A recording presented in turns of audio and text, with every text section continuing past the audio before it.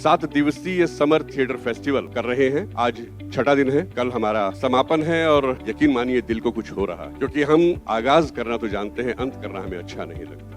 मैं आप सभी को नमन करता हूं, पर विशेष रूप से जो हमारे मुख्य अतिथि आज यहाँ उपस्थित हैं, उन्हें विशेष नमन करते हुए करतल ध्वनि से स्वागत चाहूंगा मैडम रचना वर्मा जी का। इसी के साथ मैं चाहूंगा जोरदार तालियों से अभिनंदन हो माननीय श्री सुनील बब्बर जी। जोरदार तालियों से स्वागत डॉक्टर एस.के. पुनिया जी का। स्वागत है मैडम साधना संगर जी का भी। मेरा विशेष अनुरोध रहेगा हमारे अकादमी के चेयरमैन माननीय श्री सुदेश शर्मा जी से, और दीप प्रज्वलित की जो हमारी शुद्ध भारतीय परंपरा है उसका निर्वाह करते हुए शुभं कुरुत्वं कल्याणं आरोग्यं धनसम्पदः। शुभं कुरुत्वं कल्याणं आरोग्यं धनसम्पदः। शत्रुबुद्धि विनाशाय दीपज्योतिर्नमोस्तुते, दीपज्योतिर्नमोस्तुते। चलिए अब चलते हैं नाटक की ओर। आज का नाटक का नाम राशोमोन, ये एक जापानीज शब्द है। एक जापानी हमारे राइटर हुए हैं रयोनोसुके अगुतागावा, बहुत प्रसिद्ध राइटर हैं। वे राइटर हैं इस नाटक के। उन्होंने नाटक लिखा और उनके दो नाटक थे, राशोमोन और इन द ग्रेव।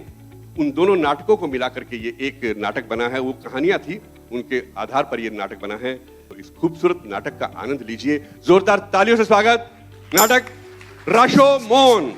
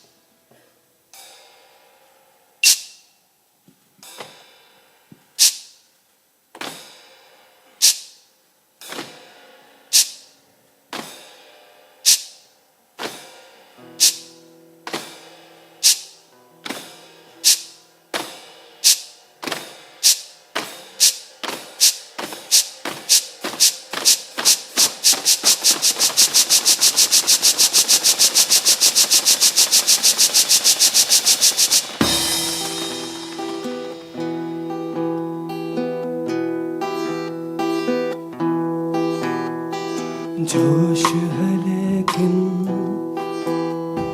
होश नहीं है, खबर की माला टूट रही है। न सच न झूठ रूपे मची है लूट, न सच न झूठ रूपे मची है लूट। न डर न चैन लहू से भरे नैन, न डर न चैन लहू से भरे नैन। घना है जंगल बिखरे हैं बाग, टूटे हैं रास्ते उखड़ी है खाक। एक था राजा एक थी रानी, तीजा जब आया तो हाँ हो गया बवाल। राशोमन द्वार राशोमन राशोमन द्वार, कच्ची दीवारों से बीमार। राशोमन द्वार राशोमन राशोमन द्वार, ये है राजों का भंडार। राशोमन द्वार राशोमन द्वार, ये है राजों का भंडार। राशोमन द्वार राशोमन राशोमन द्वार, डाले जज्बातों में दरार।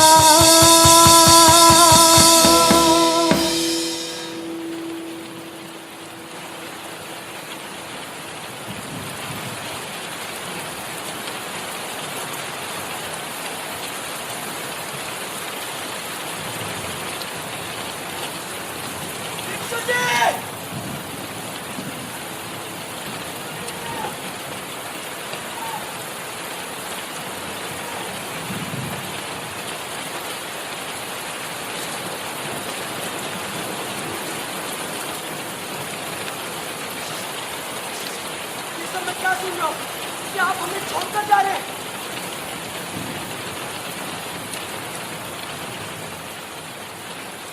तो क्या आप हमें सचमुच छोड़कर जा रहे हैं? मैं मानता कि कल कचहरी में जो कुछ भी हुआ वो एक डरावने सपने के जैसा था, रोंगटे खड़े कर देने वाला। उस चीज का कोई भी अर्थ नहीं था। मगर आप इस तरह मंदिर को, अपनी गद्दी को छोड़ देंगे तो इस बात का भी कोई अर्थ नहीं रह जाएगा भिक्षु जी। हुकम, अकाल, महामारी, अग्निकांड। अरे ये सब आप क्या कह रहे हैं? इन बातों का कल की घटना से क्या संबंध है? क्यों नहीं? गम की उग्रता को मैं समझ सकता हूँ। जब मनुष्य का एक दूसरे के प्रति, तो स्वयं अपने आप के प्रति पशुओं जैसा आचरण।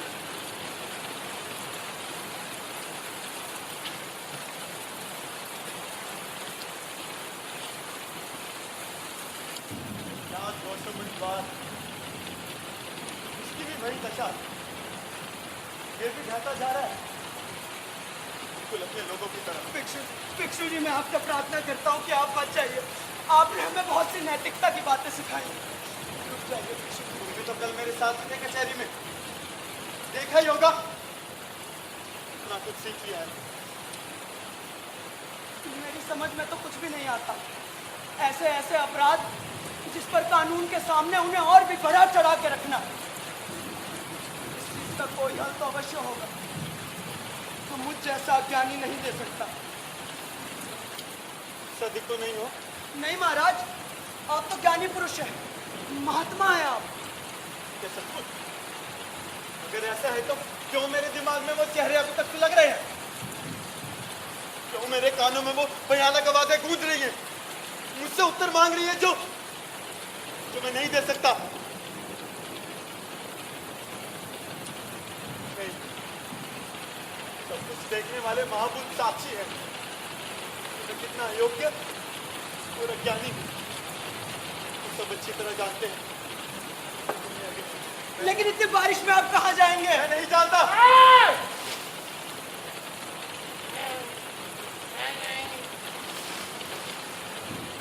कहाँ जाएंगे, क्या करेंगे? अरे अपने घर जाओ तो ना चुपचाप। अरे चढ़ी चढ़ाई नींद उतार दी। एक इंसान एक फैन से सो भी नहीं सकता। चलिए हम लोग रोशनमंद द्वार के उस दूसरे छोर पर बैठे। आप आइए। मगर क्यों? भिक्षु जी, ये जगह यहाँ पता नहीं कब किस चीज से पाला पड़ जाए। आप आइए मेरे साथ। लकड़हारे जबान बंद है कभी भंगे। भगवान बंद रखू और तेरी जबान उसका क्या? भगवान बंद रखू और ये डंडे वाली की जबान इसका क्या? अरे तुझे दिखाई नहीं देता किससे बात कर रहा है? ये भिक्षु जी है, तमीज से बात कर इनसे, ठीक है?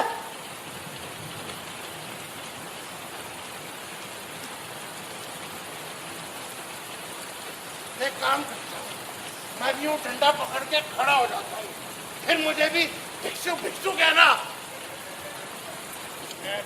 अरे भिक्षु तो अपनी बातों से सुना देते हैं, इसने तो मैंने जगा के रख दिया।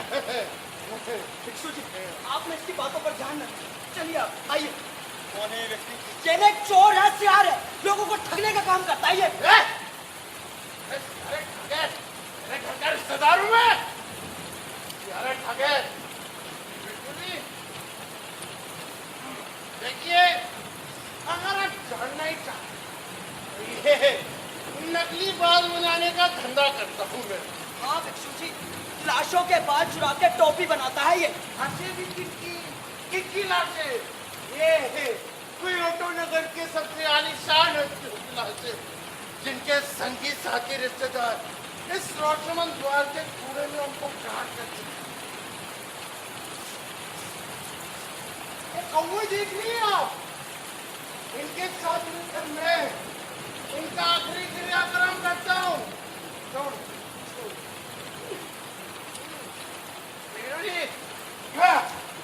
अब आपने बंदगी तो छोड़ ही दिया, आज चाहे तो आपके लिए सुनहरे वक्त इन पर अच्छी नहीं लगेगी। एक घुंघराले बाल वाली टोपी बनाता हूँ मैं। हट यहाँ से। भिक्षु जी, वो जो 3 दुष्कर हमें कचहरी में दिखे थे ना, ये आदमी भी उतना ही दुष्ट है। हाँ, शाबाश। सब कुछ बोल दे तू। चोर बोल दे, सियार बोल दे, ठग बोल दे और दुष्ट। हाँ, तूने 3 लोग को और दुष्ट बोल दिया। बढ़िया। अभी तेरी खटिया खड़ी करवाता हूँ। नाम बताओ 3 लोग के। अभी इनको कहाँ जा रहे हैं? लक्कड़ आ रहे हैं। नाम बताओ 3 लोग के। नाम बता। अभी उनको बुला के तेरी खटिया खड़ी करवाऊँ। नाम बता। आज छोड़ के हम तुम्हारे आगे। हम ना पहले ही बहुत परेशान हैं। हमें परेशान मत करो। जाओ यहाँ से। तू परेशान है? अब पहले बताना चाहिए था ना। तेरी परेशानी का हाल है मेरे पास। बिल्कुल है।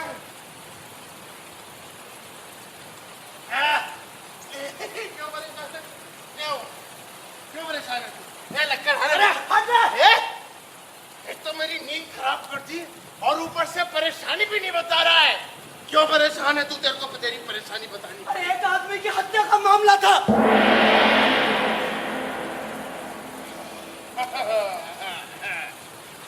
केवल एक? फिर तो बड़ा सुस्ती था। बात केवल एक हत्या की नहीं थी। तुम्हें पता है वो हुई कैसे थी? इसकी थी। हे भगवान, कैसी अजीब अजीब बातें सुनने में आई हमें वहां।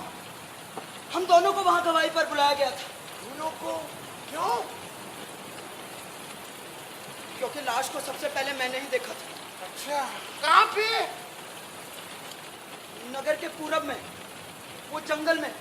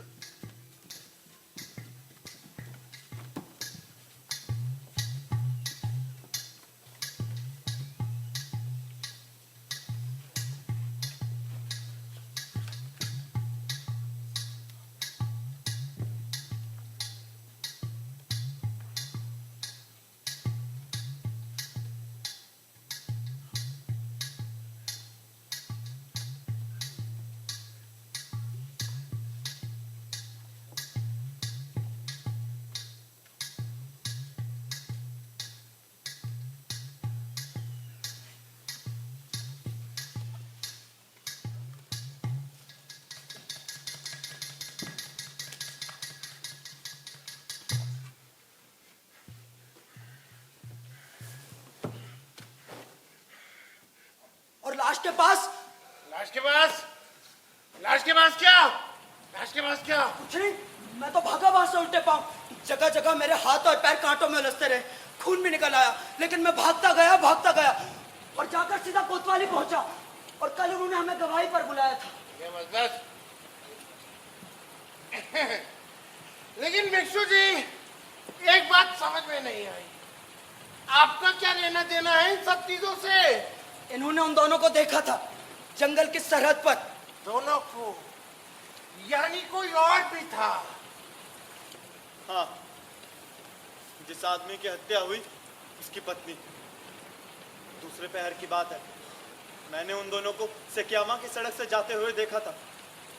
वो आदमी सामुराई की वेशभूषा में था, कमर पर तलवार बांधे, दिखने में काफी बलिष्ठ और बहादुर लग रहा था। अरे भिक्षु जी, अगर इतना वो बहादुर था तो फिर वो मारा कैसे गया?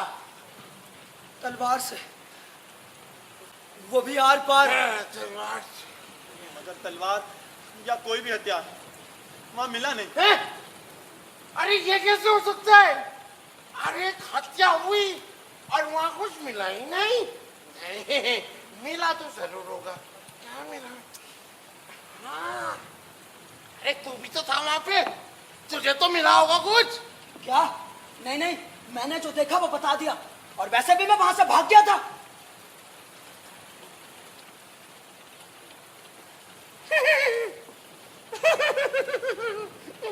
तुम आ गए थे।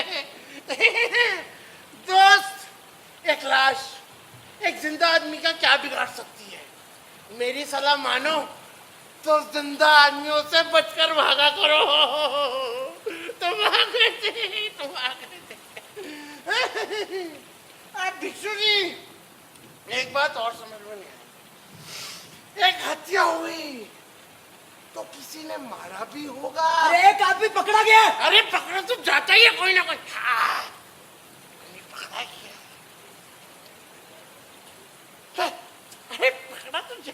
कोई ना कोई लगता रहे मगर जाते हैं कोई ना कोई। लेकिन क्या वो हत्यारा है बिट्टू जी? उसका नाम ताजो मारू है। क्या साहब ने ताजो मारू? ओहो, अब तो कोर्ट वालों के हाथ बटेर लगेगी। हाँ बढ़िया है। मगर मुझे तो इस बात पर भी विश्वास नहीं है। कैसे आदमी हो तुम?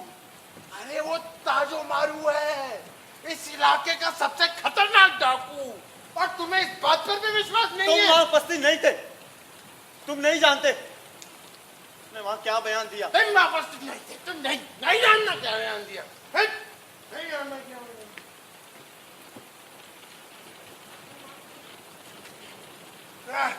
खैर, इतनी जिद कर रहे हैं तो बताइए उसने क्या कहा? लेकिन उसकी बात पर विश्वास किसने किया होगा? देखा आपने भिक्षु जी, ये बिल्कुल डिप्टी साहब की तरह बात कर रहा है। याद है आपको उन्होंने कचहरी में क्या कहा था? तेरा दुख पूछ के गलती करती बोले मैंने। एक वो औरत और फिर वो समुराय और फिर वो ताजो मारू।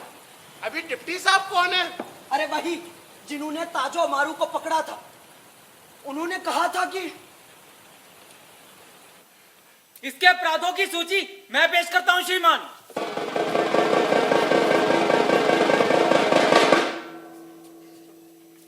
माफ कीजिएगा, दरअसल सूची अधूरी ही रह गई है जी, उतना समय ही नहीं मिल पाया। धन्यवाद श्रीमान। रात का पहला पहर था और कस्तूरा नदी का किनारा। मैंने इसे ताजो मारू को रेत पर लोटपोट होते देखा। जी श्रीमान, कर्रा रहा था ये कमबख्त। इसके बिल्कुल बगल में ही इसका घोड़ा खड़ा था। श्रीमान, मैं देखते ही समझ गया, पक्का घोड़े की पीठ से गिरा है। जी श्रीमान, सफेद रंग का घोड़ा था, बेहद खूबसूरत। हमारे यहां जैसे इसके घोड़ों का वर्णन दर्ज है, बिल्कुल वैसा। साथ में एक जी औरत नहीं श्रीमान, मैंने वहां आसपास किसी औरत को नहीं देखा। जहां तक मैंने देखा, यह बिल्कुल अकेला था और दर्द से छटपटा रहा था। अब आप ही बताइए, एक चोर अगर चोरी के घोड़े से गिरेगा तो ज्यादा चोट तो लगेगी ही ना।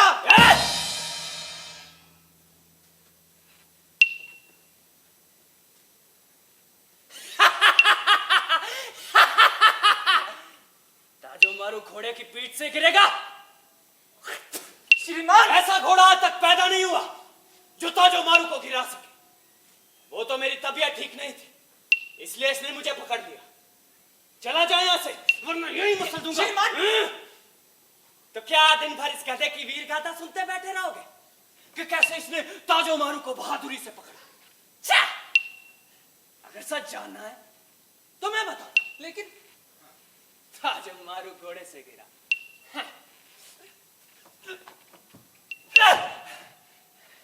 बढ़िया घोड़ा था, दिन भर उसे सरपट दौड़ाता रहा। बहुत गर्मी थी तो मुझे प्यास लगी। वो ओसाका दर्रे के पास एक नाला है ना, बहुत मीठा पानी है उसका। लेकिन आज वो मीठा नहीं था, शायद उसमें सांप मर गया था। पीने के 1 घंटे बाद तक तो कुछ नहीं हुआ। फिर अचानक मेरा पेट फूलने लगा, सर चकराने लगा, बहुत तेज दर्द हुई।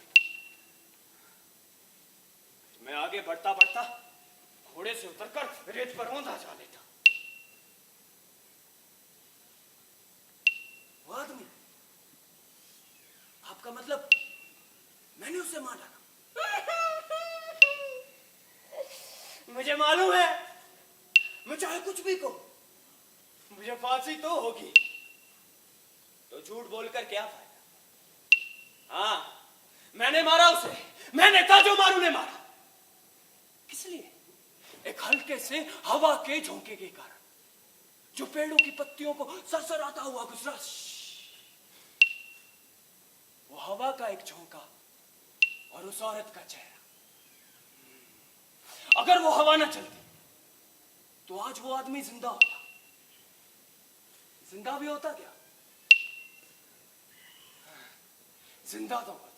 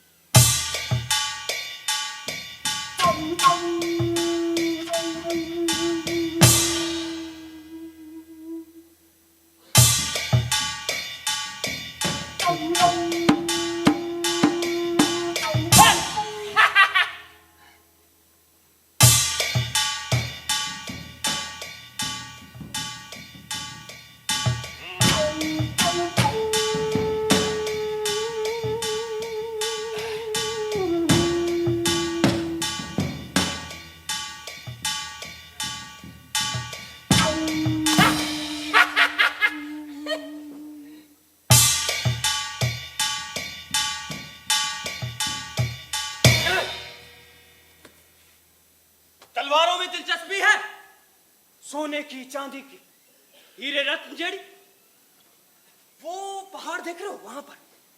वहां एक पुरानी कब्र है। मैंने उसे खोदा तो ढेरों मिली। मुझे इनसे क्या था? तुम चाहो तो बेच दूंगा सस्ते दाम पर।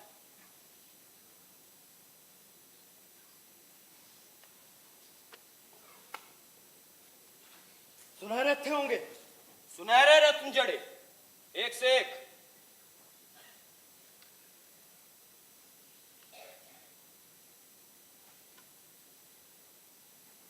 ठीक है, किसी और को बेच दूंगा। पर कहां रखी है वो बांसों का झुरमुर देख रहे हो? वहीं है, एकदम पास।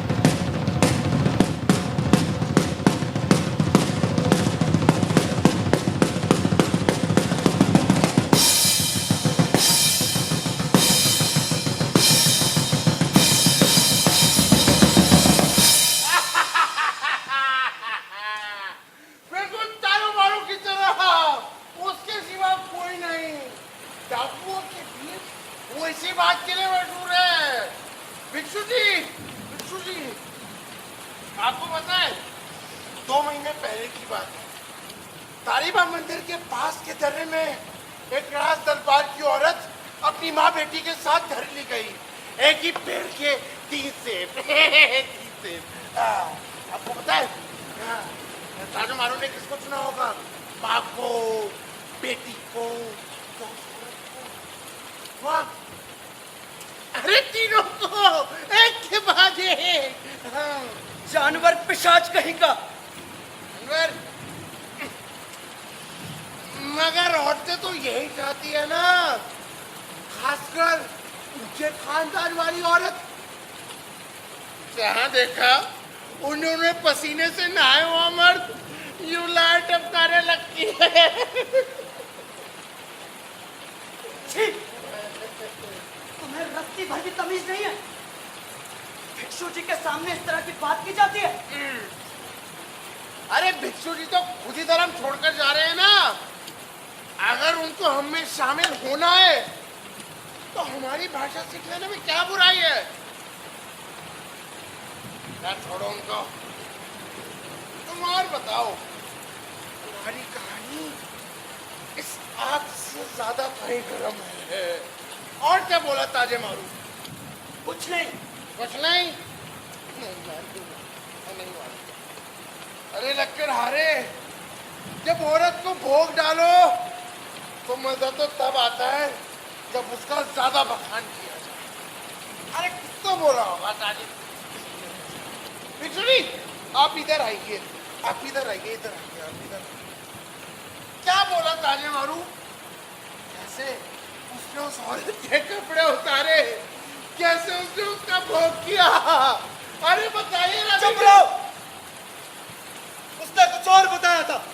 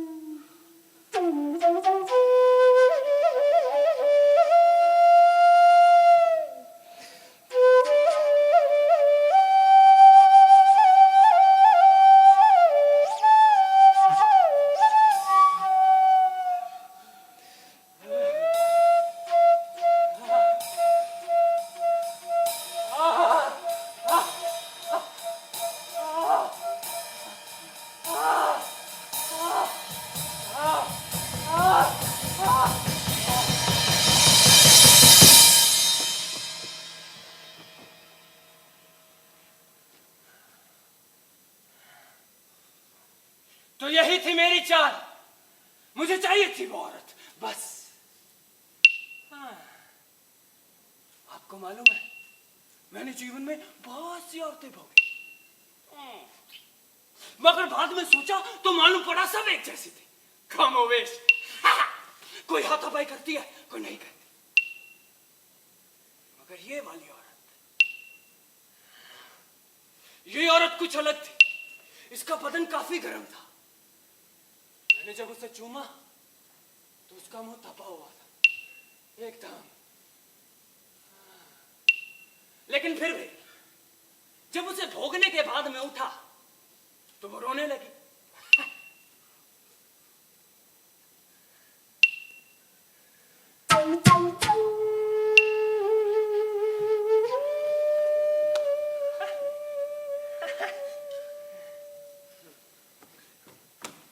सुनो, रुको रुको रुको। क्या है? दो आदमियों के सामने मेरी इज्जत लूटी गई। इससे अच्छा तो मैं मर जाती। तुम मेरे पति को एक मौका तो दो, मेरी और उनकी बेइज्जती का बदला लेने का। तुम दोनों में से जो भी जीतेगा मैं उसके साथ चली जाऊंगी। एक डाकू में कुछ तो भावना होनी चाहिए, न्याय की भावना। न्याय? तुम्हारा पति एक समुराय है, तलवार चलाने में माहिर। तुझे क्या लगता है मैं बेवकूफ हूं? हाँ?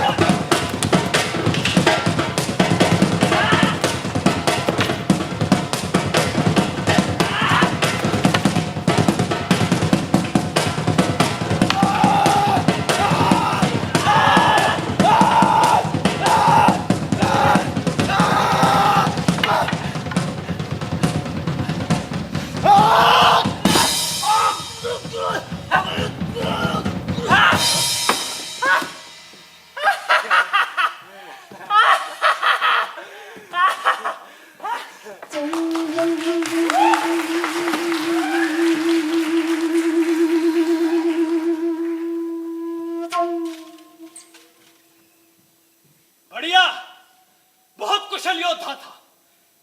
एक कुशल योद्धा को दूसरे कुशल योद्धा से ही युद्ध करना चाहिए, कायदे से। हाँ, वो अकेला ऐसा आदमी था जिसके साथ ताजो मारू को 15 से भी अधिक बार तलवार भिड़ानी पड़ी। वो औरत भाग गई होगी, मैंने उसे खोजने की कोशिश नहीं की। हाँ, उसका घोड़ा जरूर मिला था तो मैंने उस पर कब्जा कर लिया। और जो वो कीमती तलवार थी उसे बेचकर मैंने शराब पी, खूब शराब पी।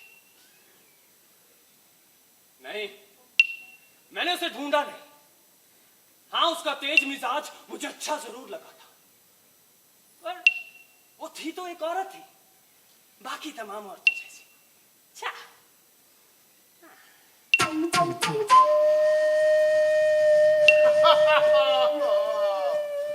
तो ताजो मारू ने उस औरत को ढूंढा ही नहीं। तुम देखना, कोई बड़ी बात नहीं कि आजकल में उस औरत की लाश किसी नाली पे पड़ी। क्या मतलब? क्या मतलब क्या? अरे ताजो मारू के लिए एक और खून करना कोई बड़ी बात है? नहीं, उसने उस औरत की हत्या नहीं की। औरत खुद ही कचहरी में बयान देने मौजूद थी।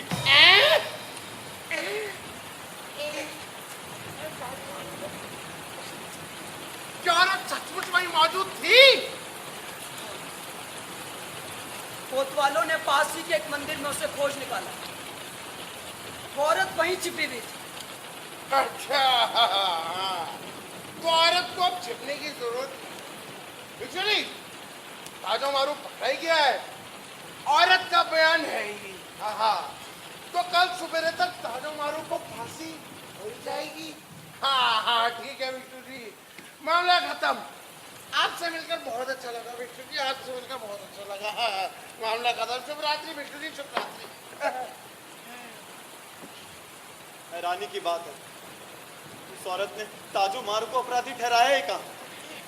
उसने तो बिल्कुल एक अलग ही कथा प्रस्तुत कर दी। अरे अलग कैसे? अलग कैसे? अरे जब ताजो मारू ने कबूल कर ही लिया है तो बड़ी अलग। विचित्र बात है।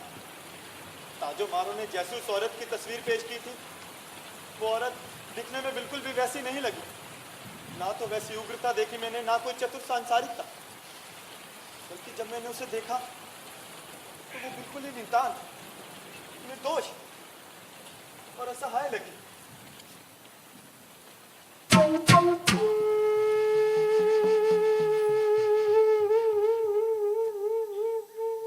हाँ श्रीमान, ये मेरी बेटी है किनुमी, मेरी इकलौती बच्ची। जी, जो लाश मैंने देखी थी वो इसका पति ताकेहिरो ही था।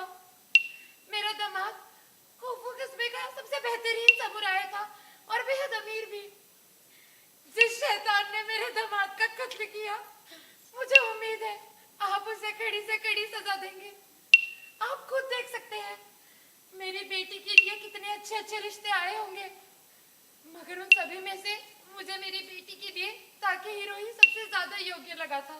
कुछ तो शर्म करो माँ, फिर वही झूठ, वही दिखावा। श्रीमान, आप इसकी बातों पर ध्यान न दें, ये अभी तक उस खौफनाक हादसे से उभर नहीं पाई है। श्रीमान, सच तो यह है कि मेरा पति एक सामुराय था और मेरी माँ उसके महल की एक मामूली सी नौकरानी। मैं कई बार अपनी माँ के साथ कुएं से पानी भरने जाया करती थी और फिर पानी से भरा घड़ा मैं अपने पति के कमरे में रखती भी थी। मन ही मन उन्हें चाहने लगी थी, पर मैंने ये कभी नहीं सोचा था कि वो मेरे पति होंगे। और फिर मैंने भी उनके योग्य पत्नी बनने में, एक कुलीन सामुराई की पत्नी बनने में कोई कसर नहीं रखी। जी श्रीमान, उस दिन जो जैसा हुआ मैं ठीक वैसे याद करने की कोशिश करूंगी। मुझसे जोर जबरदस्ती करने के बाद उस डाकू ने कैसे कितनी औरतों को काबू में किया, इसी का बखान वो बेहद गंदी भाषा में कर रहा था। और मेरे पति वो वहां बंधे पड़े थे, लाचार। क्या गुजरी होगी उन पर। उस डाकू की वो बेशरम हंसी अभी भी मेरे कानों में गूंज रही है।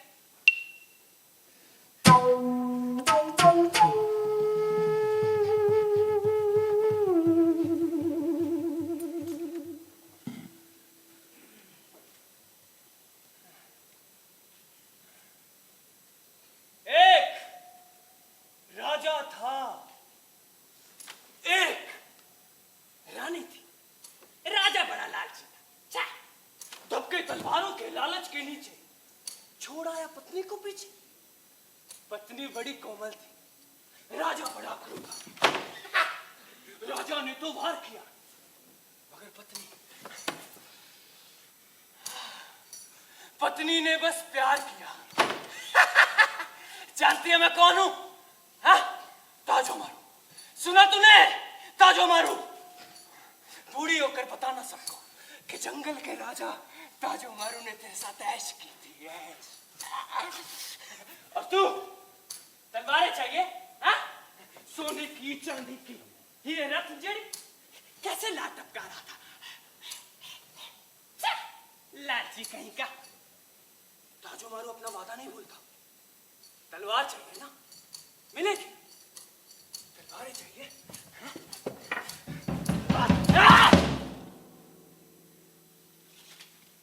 क्यों नहीं? इसमें तुम्हारा भी तो भला है। जानवर, जानवर? हाँ? हाँ, जानवर हूं मैं, जानवर हूं। तेरी बदकिस्मती कि तू जानवर नहीं है, समझी?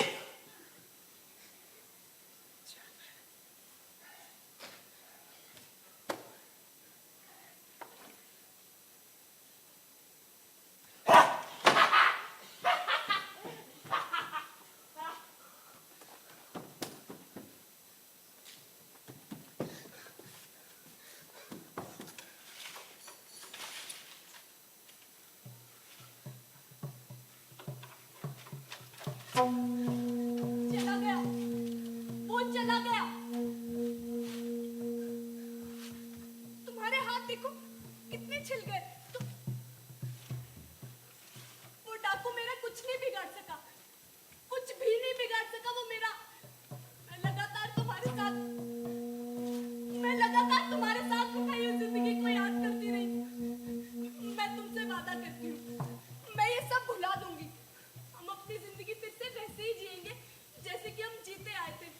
तुम सब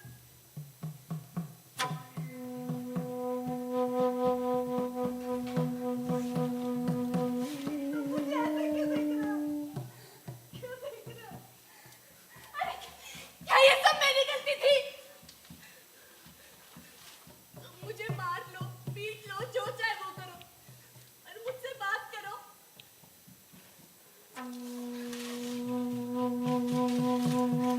ये लो, जान से मार दो मुझे।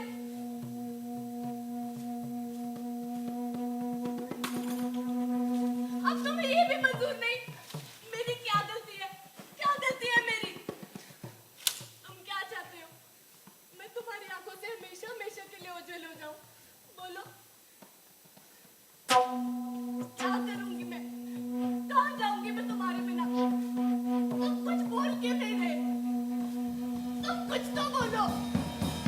तुम कुछ तो बोलो। तुम कुछ तो बोलो।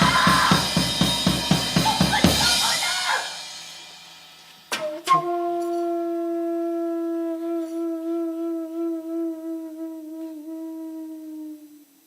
मेरे पति की वो आंखें,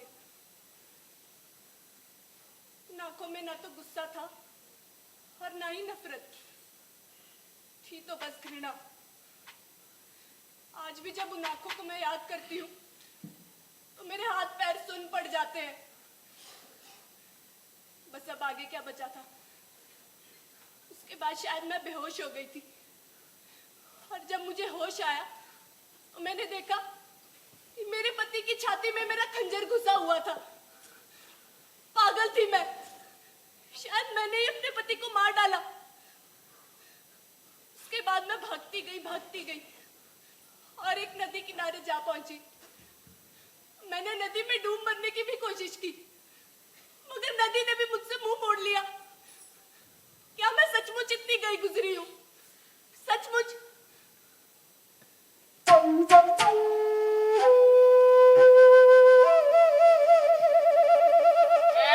मैं सचमुच इतनी गई गुजरी हूँ? क्या मैं सचमुच इतनी गई गुजरी हूँ?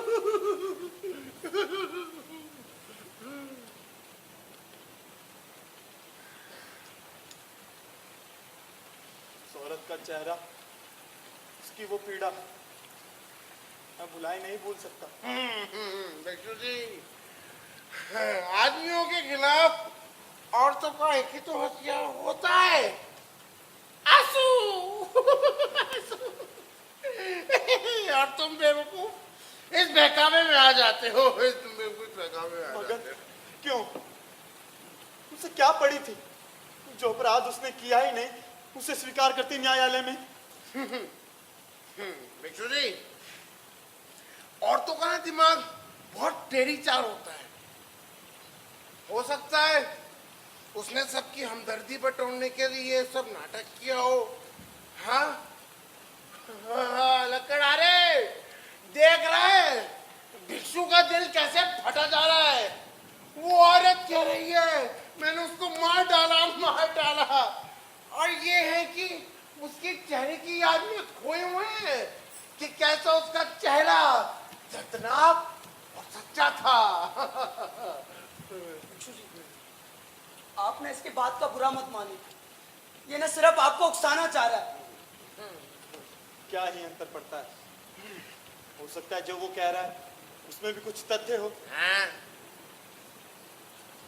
और वो प्रेत आत्मा, उसके बयान के बाद हम उस औरत की कथा पर विश्वास भी कैसे कर सकते हैं?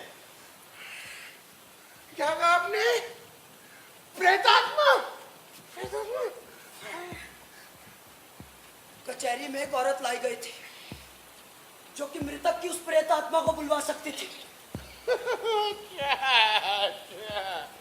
तो लकड़हारे, पति परलोक से बोला। हाँ, तो क्या उसका भी बयान अलग था उसका बयान।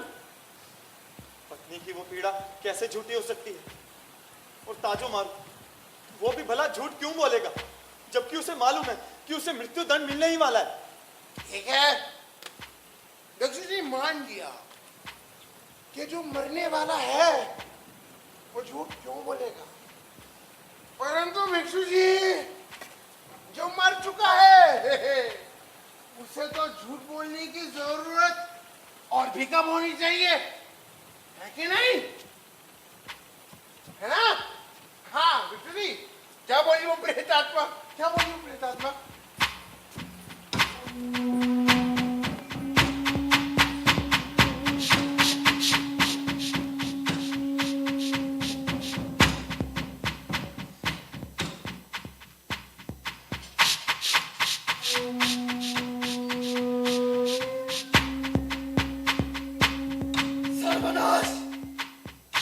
सर्वनाश हो तुम्हारा, जिन्होंने मुझे काले नरक के हवाले कर दिया है। मैं तुम्हें बताना चाहता हूँ, मेरे साथ जो कुछ भी जिस तरह भी घटित हुआ, वो डाकू मेरी पत्नी के साथ बलात्कार करने के बाद वही बात की सूखी पत्तियों पर बैठा हुआ था। तेरी आंखों की चमक मुझे गर्मियों की चांदनी में नदी की याद दिला रही। जब कभी भी मुझे गर्मी सताती है, मैं वहीं सो जाता हूं, नंगा होकर। अक्सर आधी रात को कुछ सपने मेरी नींद खोल देते हैं। मगर तुम ये सब क्या जानो, शहर की चकाचौंध में एक अमीर के साथ रहकर तुम्हें सपने भी कैसे दिखेंगे। ये खानदानी समुराय, इसके पुरखों का गाढ़ा खून नकली जिंदगी जीते जीते पानी बन चुका है। इसके सुंदर हाथ तो देखो, क्या कभी ये तुम्हारी कोमल त्वचा पर एक खरोच भी ला पाए? हाँ? और इसका ये बनावटी चेहरा, छे, क्या कभी ये तुम्हारे प्यासे होठों पर हावी हो सका है? ऐसे बनावटी मर्दूनी औरतों को मुबारक, जिनके भीतर बर्फ जमी है। मगर तुम ऐसी नहीं हो। जब मैंने तुम्हें पहली बार देखा, मैं तभी समझ गया था। और जब मैंने तुम्हें चूमा, मुझे एहसास हुआ मेरे पति मेरे साथ अपनी पूरी शादी के दौरान मैंने उसके चेहरे पर वो बात कभी नहीं देखा, कभी नहीं। रुको, जब तक वो जिंदा है मैं तुम्हारे साथ नहीं जा सकती। मार डालो उसे।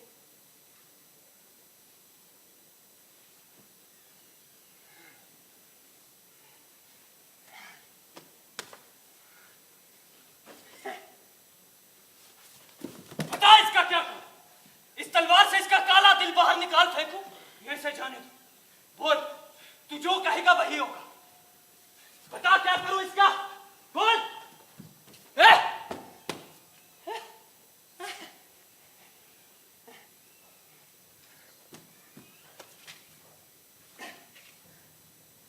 भाड़ में जाओ तुम दोनों। ऐसे भी हम दोनों उस औरत के बिना अच्छे हैं।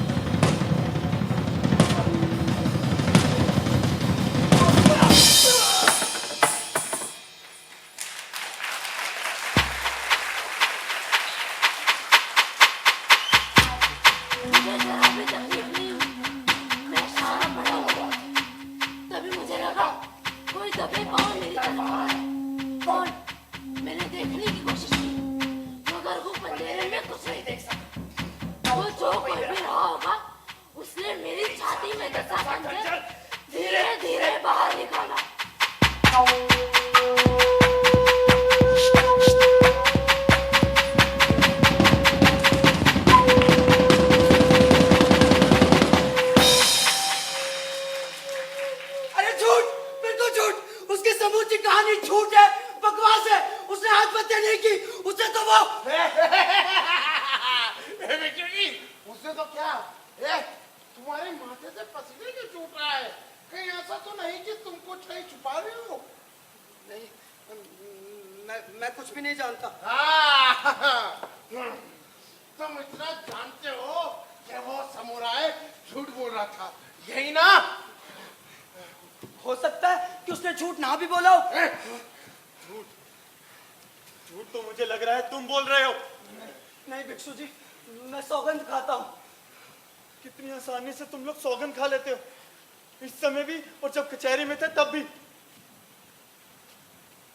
इसका मतलब है तुमने उस आदमी को जीवित देखा था, उस औरत को भी और उस ताजो मारू को भी, है ना?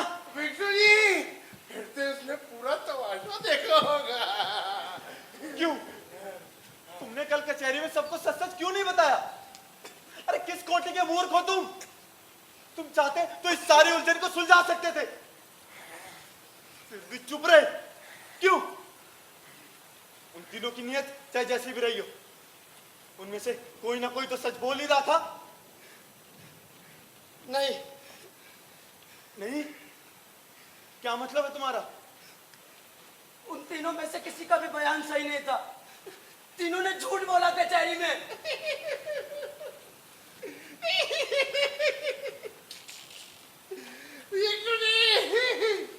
जब से मेरी माँ ने मुझे पैदा किया ना, तुमसे इतना अच्छा मजाक मेरे साथ किसी ने नहीं किया। किसी ने नहीं किया। अब आए ना उस पहाड़ के नीचे। हाँ, तुम फंसना नहीं चाहते थे। आगे वो मेरी भूल थी। इसमें भूल की क्या बात है? जब तुम्हें अपनी जान बचाने की सूझी तो इसमें गलत क्या है? तुम बीच में मत आओ, उसे अपनी बात कहने दो। चुप रहिए। आपने इसको ऐसी क्या शिक्षा दे दी अभी तक? खुद तो मंदिर की फुलवानी में बैठे रहते हैं, सच्चाई और साहस की बातें करते रहते हैं, मगर भिक्षु जी, जब दुनिया का गंदा चेहरा आंखों के सामने पड़ा नहीं तो खुद भागने को व्याकुल हो गए। अरे कैसे भिक्षु हो तुम? इतनी मामूली सी बात तुम्हें दहशत में डाल सकती है कि कैसे 3 लोगों ने झूठे बयान दे दिए। भिक्षु है ये, भिक्षु है। अरे तुमको इतना भी मालूम नहीं, हर एक इंसान उतना ही सच बताता है जितना वो चाहता है कि दुनिया उस पर विश्वास करे।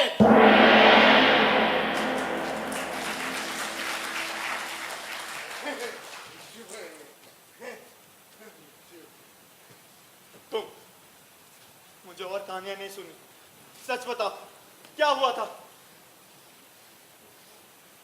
सच्ची बात कहने में हिचकिचाओ मत।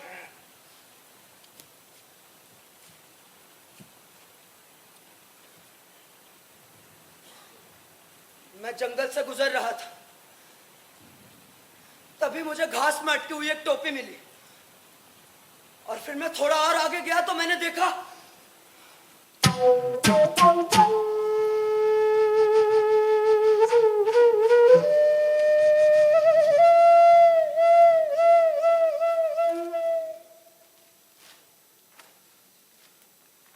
देखो, मुझे अपने किए पर बहुत पछतावा है। मैं जिंदगी भर इन जंगलों में घूमता रहा, लेकिन आज तक कोई ऐसा नहीं मिला जिसके लिए दिल इतना पागल हो उठा हो। तुम ऐसी हो, मेरे साथ चलो, मुझसे मैं ताजो मारू हूं, आधा मुल्क थरथराता है मुझसे, फिर भी तुम्हारे सामने भीख मांग रहा हूं। मेरे साथ चलो, शादी कर लो मुझसे। सुन रही हो तुम?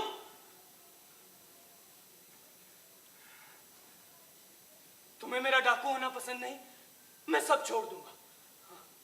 मेरे पास बहुत खजाना है, जगह जगह जंगल में। एक तो इतना कीमती हार है कि तुम्हारे गले में। मैं भी कितना गधा हूं, तुम्हारे जैसे बड़े घराने की औरत चोरी के गहने क्यों पहनेगी? ठीक है, मैं मजदूरी करूंगा। हाँ, मजदूरी। मेहनत करूंगा, खून पसीना एक करके तुम्हें खुश रखूंगा। चलो मेरे साथ चलो मेरे, शादी करो मुझसे।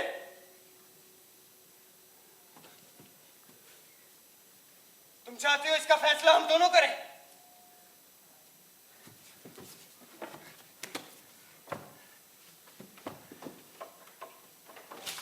रुको, मैं इस औरत के लिए अपनी जान खतरे में नहीं डाल सकता। तुम 2 पुरुषों को भोग चुकी हो, तुम्हें तो फिसन मर जाना चाहिए। मुझे ये औरत नहीं चाहिए, तुम इसे अपने साथ ले जाओ, क्योंकि रहेगी तो वही एक बर्तन मांजने वाली की लड़की। अगर मुझे अपने घोड़े में से या इस औरत में से किसी एक को चुनना पड़े तो मैं अपने घोड़े को चुनूंगा, मगर इस औरत को कभी नहीं।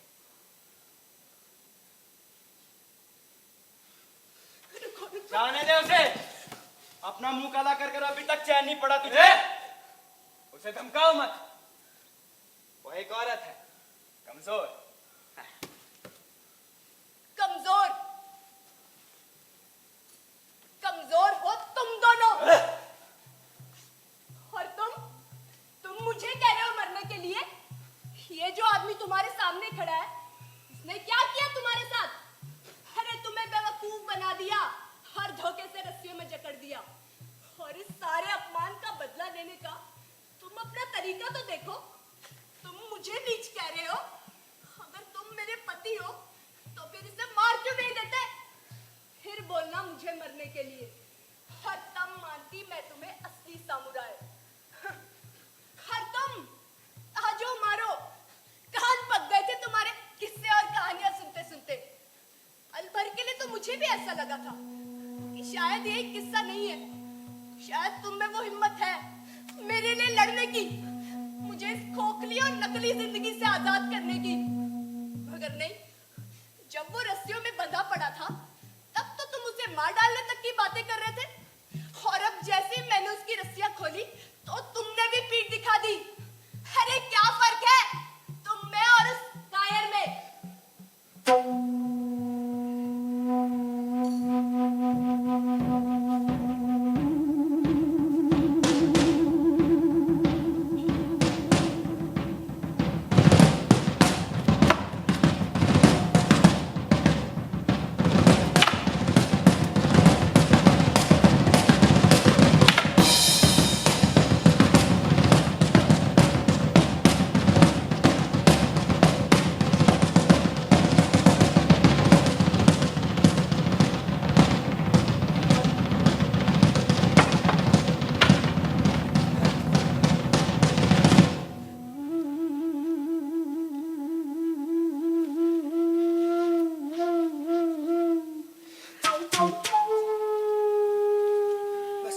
बैठा रहा झाड़ी के पीछे, छिपा हुआ डर के मारे कि कहीं ताजो मारू को मेरी सांसों की आहट न मिल जाए।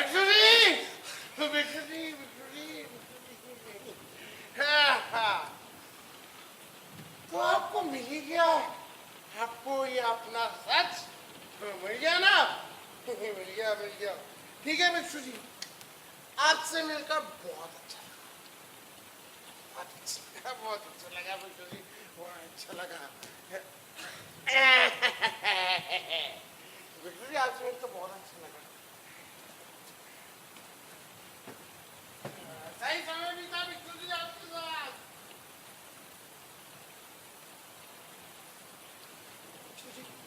भिक्षु जी मैं सब बता ही देने वाला था। भिक्षु जी मैं ना भिक्षु जी ये देखिए क्या मिला मुझे, क्या मिला? कंबल भिक्षु जी, कंबल मिल गया। अरे बच्चा भी भिक्षु जी, मैंने कहा था ना रोशमन द्वार में। अरे एक मासूम बच्चे को लूटते तुम्हें शर्म नहीं आती? अरे लाओ कंबल दो, दो कंबल। इधर दे कंबल, मैं तुझे मार डालूंगा। मैंने कोतवाल को बुला लूंगा। बुला कोतवाल को, मैं कह रहा हूँ तू बुला कोतवाल को। अरे एक बात याद रखना कि कोतवाल सबसे पहले गर्दन तेरे ही पकड़ेगा। अभी मैं तुम्हारे साथ बहुत भलाई के साथ पेश आ रहा था। कहाँ से?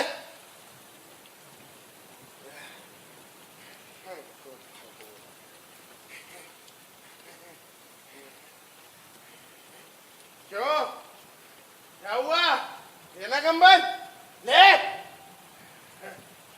छुरी छुरी मैं बताता हूँ आपको। वो जो हीरा रत्न जड़ा खंजर था, कहाँ गया वो? कहाँ गया वो? उसको क्या आसमान निकाल गया? वो धरती में पिघल गया हैं? लकड़ आ रहे हैं। कोतवालों को वो मिला नहीं और ताजो मारू उसको लेके नहीं गया। कहाँ गया वो खंजर? कहाँ लकड़ आ रहे? कहाँ गया वो खंजर है?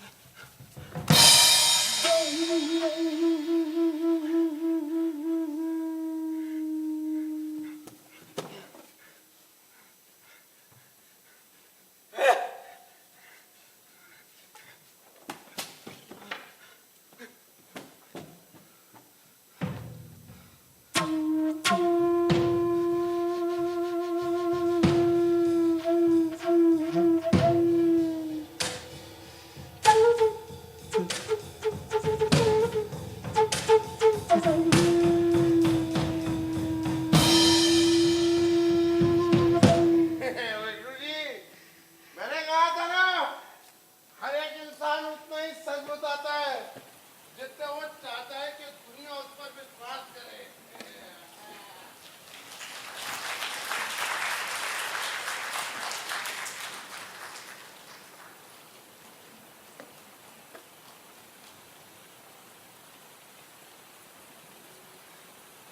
मैं जानता हूं मेरा कुछ भी कहना एक बहाना ही होगा,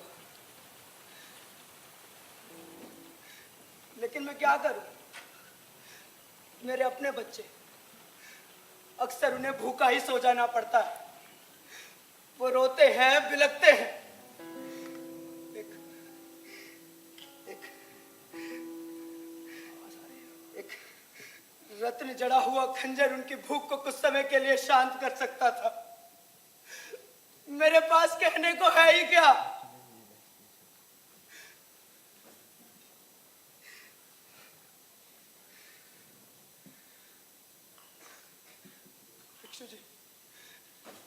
भिक्षु जी, बच्चा मुझे दे दीजिएगा। भिक्षु जी, बच्चा मुझे दे दीजिए, मैं इसका ध्यान रखूंगा। भिक्षु जी,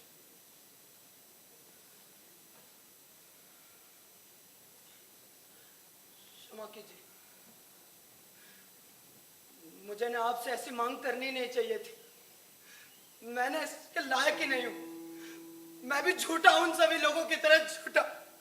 रुको।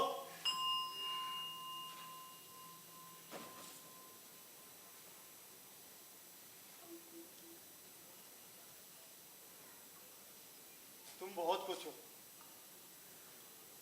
तुम एक आदमी हो, बाकी आदमियों की तरह। तो क्या भिक्षु जी आपने मुझे क्षमा कर दिया? क्षमा? क्षमा पाने के लिए तो मुझे वापस जाना होगा। तुमने मुझे बहुत कुछ सिखाया है।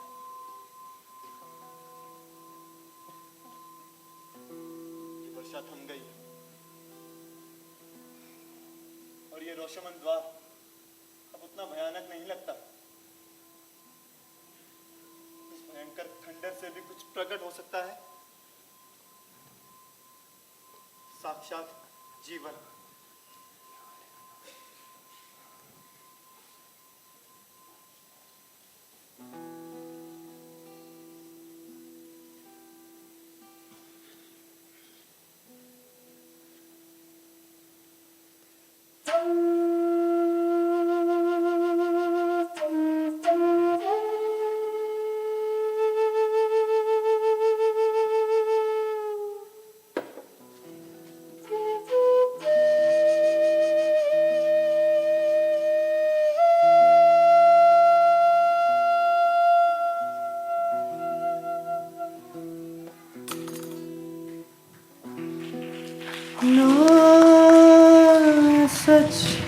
ना झूठ रूह पे मची है लूट। कौन कब क्या कहा किसने, जवाब सब गए हैं छूट। मन का घड़ा ये आशा भरा है, होगा ना खत्म सच झूठ का विवाद। रोशोमन द्वार, रोशोमन द्वार, कच्ची दीवारों से बीमार। रोशोमन द्वार, रोशोमन द्वार, ये है राजों का भंडार। रोशोमन द्वार, रोशोमन द्वार, सच तो हो गया फरार। रोशोमन द्वार,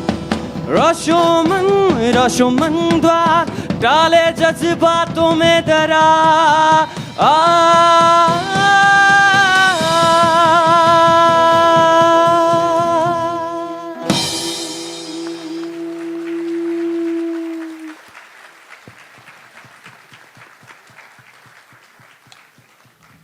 तो साथियों, ये था उत्सव कला मंच का रोशोमन, जिसमें एक मर्डर के पीछे हर व्यक्ति की अपनी अपनी अलग कहानी थी, अलग अलग दृष्टिकोण था। सभी कलाकारों से मेरा अनुरोध, कृपया मंच पर ही रहें। आइए साथियों, प्लीज सभी। और साथियों, इस पूरे नाट्य मंडली के कलाकारों के बारे में परिचय देने के लिए मैं पुलकिता को आमंत्रित करूंगा। यस, सभी कलाकार आ रहे हैं धीरे धीरे। यस पुलकिता, आप आइए और सभी कलाकारों से हम सबका परिचय करवाइए। नमस्कार। तो आप सबको हमारे कलाकारों से मिलवाते हैं। सबसे पहले हमारे बैक स्टेज पर हमारे साथ थी दुर्गा, प्रयाग, एलिस। जल्दी से मैं बैक स्टेज से रिक्वेस्ट करूंगी कि प्लीज ऑन स्टेज आ जाइए। और जो भी आपने सेट देखा, कॉस्ट्यूम्स देख रहे हैं, इन सब के पीछे हमारी बैक स्टेज की बहुत मेहनत है। तो दुर्गा, प्रयाग, एलिस, अंजलि, राहुल, रूबी, दिया, आनंद, अक्षत, अमन, प्रिंस, जागृति, युवराज एंड हमारे प्रोडक्शन हेड थे संदीप नायक। हमारे साथ जो आप लोगों ने म्यूजिक सुना, म्यूजिक पे हमारे साथ थे अंकित अंजोरिया एंड अजय। इन्होंने ड्रम्स एंड परकशन किया। रंगरेज थे हमारे साथ फ्लूट पर।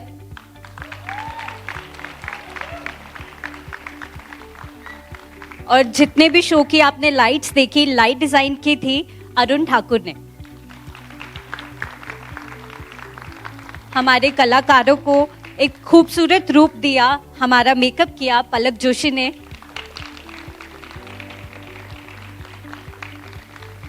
और जो ऑन स्टेज कलाकार थे, सबसे पहले प्रणव कौशिक राजा के रूप में, सिद्धांत भाटिया ताजोमारू, और साथ ही साथ जो आपने गाने सुने, उनके लिरिक्स, उनकी कॉम्पोजिशन और उनकी सिंगिंग की सिद्धांत ने। हमारी रानी 1 थी भाविका और हमारी रानी 2 थी आनंदिता।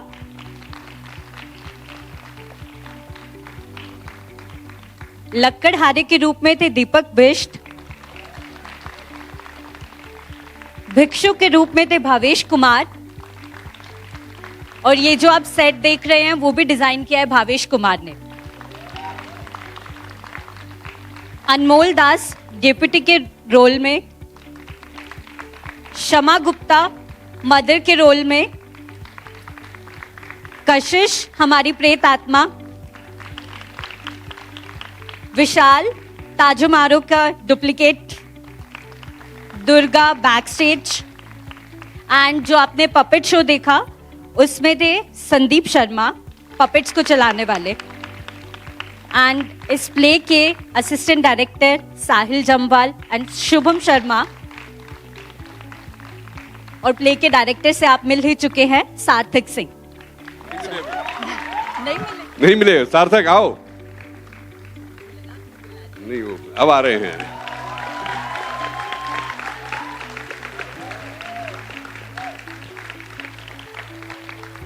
मेरा अनुरोध रहेगा माननीय सुदेश शर्मा जी से कि वे हमारे सभी सम्माननीय अतिथि मैडम रचना जी, सुनील बब्बर जी, पुनिया जी, साधना मैम और हरगुन मैम, प्लीज आप आशीर्वाद देने के लिए प्लीज मंच पर आएं और सभी कलाकारों का हौसला बढ़ा करके अपने आशीर्वाद द्वारा उन्हें और बेहतर करने के लिए प्रेरित करें।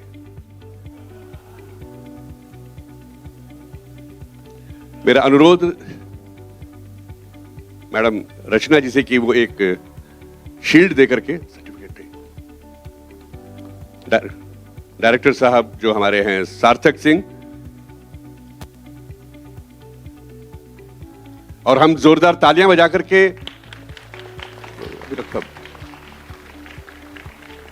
इस आशीर्वाद जो मिल रहा है सार्थक को, उसमें हम उनके भागीदार बने।